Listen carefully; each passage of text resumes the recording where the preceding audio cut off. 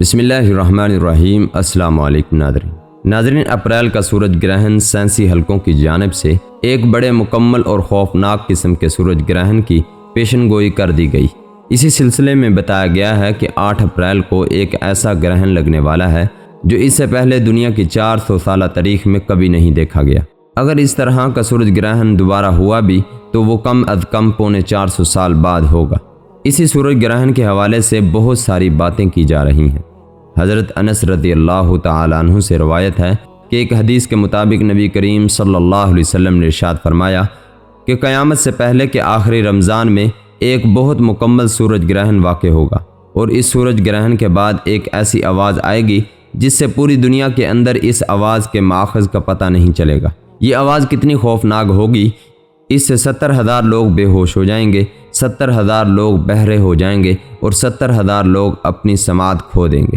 اس کے بعد اس رمضان مبارک میں زلزلوں کا ایک شدید سلسلہ شروع ہوگا جس سے پوری دنیا میں تباہی کی گونج پھیلے گی، یعنی زلزلوں کے دوران یا اس کے بعد دجال کا ظہور ہوگا، اور اس سے کچھ عرصہ بعد حضرت امام مہدی علیہ السلام کا ظہور۔ ناظرین، اس بارے میں زیادہ تفصیل میں جانے کی ضرورت نہیں، کیونکہ ہم پہلے ہی اس کے بارے میں ایک ویڈیو بنا چکے ہیں، جو آپ کو یہ ویڈیو ہماری ٹائم لائن میں مل جائے گی۔ ناظرین، اب بات یہ ہے کہ 8 اپریل کو جو سورج گرہن ہونے جا رہا ہے، تو ہم اس کے بارے میں بتاتے چلتے ہیں کہ آخر رسول اللہ صلی اللہ علیہ وسلم نے اس کے بارے میں ہمیں کیا احکامات بتائے ہیں، ہم دلیل کے ساتھ آپ کے سامنے پیش کرتے ہیں۔ ناظرین سے گزارش ہے کہ ویڈیو کو آخر تک سکپ کیے بغیر سنیے گا، انشاءاللہ بہت زیادہ فائدہ ہوگا۔ ناظرین، رسول اللہ صلی اللہ علیہ وسلم کے دور میں سورج گرہن ہوا ہے۔ آپ صلی اللہ علیہ وسلم کے ہاں نرینہ اولاد نہیں تھی، آپ کو اللہ نے اولاد دی اور آپ کے بیٹے کی موت واقع ہوئی۔ یہ ایک بہت بڑا حادثہ تھا اس وقت، کیونکہ عرب میں نرینہ اولاد کی بڑی ویلیو تھی۔ آپ صلی اللہ علیہ وسلم کو اللہ تعالیٰ نے بیٹیاں دی تھیں، بیٹا نہیں دیا۔ بیٹا دیا تھا لیکن وہ فوت ہو گیا، تو یہ ایک بہت بڑا واقعہ تھا۔ تو اللہ تعالیٰ کی قدرت کے اسی دن سورج گرہن ہو گیا۔ تو عرب یہ کہا کرتے تھے، زمانہ جاہلیت میں یہ بات مشہور تھی کہ کوئی بہت بڑا حادثہ دنیا میں پیش آئے تو سورج گرہن یا چاند گرہن ہو جاتا ہے۔ تو اسی دن سورج گرہن ہوا، تو یہ بات پھیل گئی کہ محمد صلی اللہ علیہ وسلم کے بیٹے کی موت واقع ہوئی ہے، اسی لیے سورج گرہن ہوا ہے۔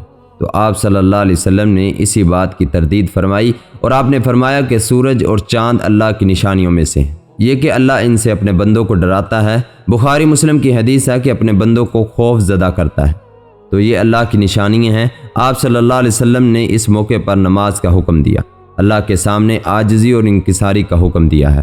یہاں ایک بہت اہم پوائنٹ کی بات ہے ان لوگوں کے لیے جو اسلام کے خلاف ہیں، جو محمد صلی اللہ علیہ وسلم کو سچا نبی نہیں مانتے۔ ان کے لیے اس حدیث میں آپ صلی اللہ علیہ وسلم کی نبوت کی ایک بہت زبردست دلیل موجود ہے۔ ایک واقعہ ہوا ہے آپ صلی اللہ علیہ وسلم کے بیٹے کی موت کا۔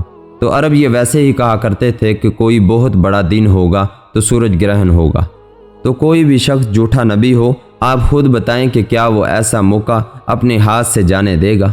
اور وہ یہ کہے گا نہیں کہ میں تو پہلے ہی کہتا تھا میں ایک بہت بڑی شخصیت ہوں، اور میرے بیٹے کی موت ہونا، ایک پیغمبر کے بیٹے کی موت ہونا، تو یقیناً یہ اس سے اللہ تعالیٰ کی طرف سے ایک نشانی ہے۔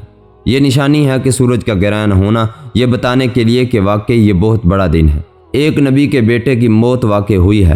لیکن آپ صلی اللہ علیہ وسلم نے یہ سب نہیں کیا۔ آپ نے بتایا کہ سورج اور چاند کے گرہن ہونے کا کسی کی موت یا زندگی سے کوئی تعلق نہیں۔ باقی سائنس نے بھی یہ ثابت کر دیا ہے کہ ایک سائنٹیفک حقیقت ہے کہ جب زمین اور سورج کے درمیان چاند آ جائے تو سورج گرہن ہو جاتا ہے، اور جب چاند اور سورج کے درمیان زمین آ جائے اور سورج کی روشنی چاند تک نہ پہنچ رہی ہو تو چاند گرہن ہو جاتا ہے۔ یہ اس میں عبرت کی بات بھی ہے ان لوگوں کے لیے ہے جو آپ صلی اللہ علیہ وسلم کی نبوت میں شک کرتے ہیں۔ البتہ آپ صلی اللہ علیہ وسلم نے اس موقع پر ہمیں حکم دیا ہے کہ ہم اللہ تعالیٰ سے عاجزی اور انکساری کے ساتھ اپنے گناہوں کی معافی مانگیں، اور آپ صلی اللہ علیہ وسلم نے نماز بھی پڑھی ہے۔ اس پر بھی بعض لوگ اشکال کرتے ہیں کہ یہ جب نیچرل چیز ہے اس میں اتنا گھبرانے کی کیا وجہ ہے؟ حدیث میں آتا ہے آپ صلی اللہ علیہ وسلم بہت گھبرائے، تو اس میں گھبرانے کی کیا بات ہے؟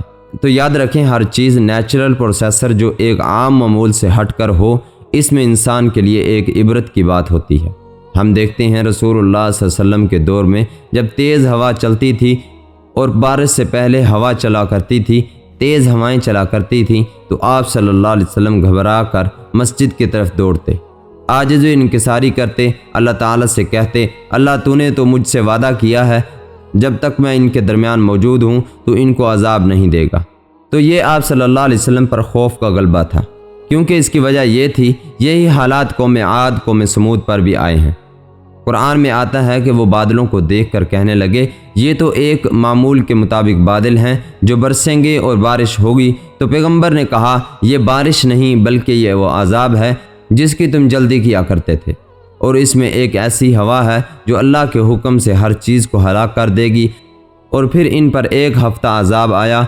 قرآن کہتا ہے کہ وہ ایسے ہلاک ہو کر پڑے تھے، اے مخاطب اگر تو ان کو دیکھتا تو ایسا لگتا کہ کھجور کے تنے پڑے ہیں۔ ناظرین، تو یہ عام معمول سے ہٹ کر جب بھی کسی کائنات میں کوئی تغیر آتا ہے تو وہ اللہ تعالیٰ کی نشانیوں میں سے ایک سائنٹیفک حقیقت بھی ہے۔ اس کی ایک وجہ یہ بھی ہے، لیکن اس کے ساتھ ساتھ اللہ کی نشانیوں میں سے ایک نشانی بھی ہے جس سے ہمیں ڈرنا چاہیے کہ اللہ تعالیٰ کو اختیار ہے کہ وہ جب چاہے سورج کی روشنی کو چھین لے اور جب چاہے سورج کی روشنی کو واپس کر دے۔ یہ ایک سائنٹیفک حقیقت ہے جو آپ صلی اللہ علیہ وسلم کی نبوت پر جس نے ایک مہر لگا دی کہ چاند سورج کے سامنے آ جائے تو سورج گرہن ہو جاتا ہے۔ لیکن اس بارے میں جو سائنسدان کہتے ہیں کہ یہ وقت خطرے کا وقت ہوتا ہے، سورج سے ایسی خطرناک ریزیں نکلتی ہیں جو نقصان کا سبب بن سکتی ہیں، تبھی بعض حضرات سورج کی طرف دیکھنے سے بھی منع کرتے ہیں۔ یعنی نظام میں تھوڑی ایک عام روٹین سے ہٹ کے اس کائنات کا نظام چلتا ہے، تو اس کے لیے اس کائنات کے لیے زمین کے لیے ڈینجرس ہو سکتا ہے۔ یہ بات بالکل غلط ہے کہ اس کا کوئی نقصان نہیں۔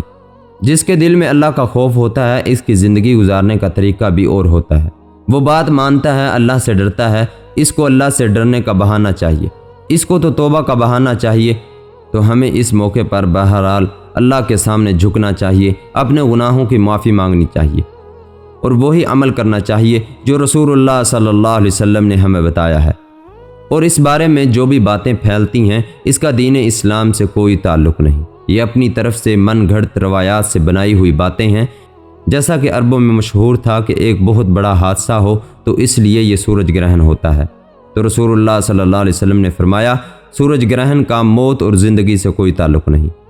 تو اسی طرح آج کل کے لوگوں میں سورج اور چاند ہونے کے بارے میں بہت زیادہ وہم پایا جاتا ہے، یعنی حاملہ عورتیں نہ نکلیں، فلاں نہ کریں، فلاں نہ کریں، الٹی باتیں، پتہ نہیں کیا مشہور ہے۔ تو کوئی بھی چیز جب کہنی ہو تو پوری طرح سے اس کی ریسرچ کریں۔ مجھے نہیں پتا کہ حاملہ عورتوں کو فائدہ ہوتا ہے نقصان ہوتا ہے سورج گرہن ہونے سے، لیکن اگر نقصان بھی ہوتا ہے تو اس کی کوئی مستند دلیل ہونی چاہیے، بہرحال ہمیں جو کام کرنے کا رسول اللہ صلی اللہ علیہ وسلم نے بتایا ہے، بخاری مسلم میں حدیث موجود ہے کہ نماز انفرادی بھی اور جماعت کے ساتھ بھی مستحب ہے۔ جماعت سے نماز پڑھی جائے مسجد میں یا کسی میدان میں، 2 رکعتیں امام پڑھائے گا، اس میں سری تلاوت بھی کر سکتے ہیں، جہری تلاوت بھی کر سکتے ہیں، دونوں رائے علماء کی۔ آج کل جہری کو اس لیے ترجیح دی جاتی ہے کہ صلاۃ کسوف میں جو رسول اللہ صلی اللہ علیہ وسلم کی سنت ہے وہ لمبی نماز ہے، تو لمبی نماز پڑھیں گے تو اگر آپ آہستہ آواز سے پڑھیں گے تو لوگوں کو تھکاوٹ کا احساس زیادہ ہوگا، جہری پڑھیں گے تو تھکاوٹ کا احساس کم ہوگا۔ تو اسی لیے دونوں قولوں پر فتویٰ دیا جاتا ہے، وہ ایک قول راجح ہے اور ایک قول میں آسانی ہے، تو آسانی اس قول میں ہے کہ جہری تلاوت کی جائے، اس میں لوگوں کو نماز میں کھڑا رہنا آسان ہے تو لمبی نماز پڑھی جا سکتی ہے۔ ناظرین، یہ تھا سورج گرہن ہونے کا واقعہ جو ہم نے آپ کے سامنے پیش کیا۔ اس لیے ناظرین، جو قرآن و حدیث میں بات موجود ہو ہمیں وہی ماننی چاہیے۔